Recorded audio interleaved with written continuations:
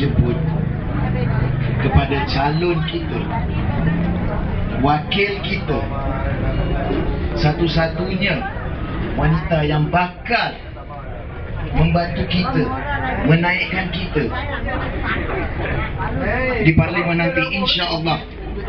Saya jemput dengan segala hormatnya Puan Nurul Izzah binti Anwar untuk menyampaikan amanat.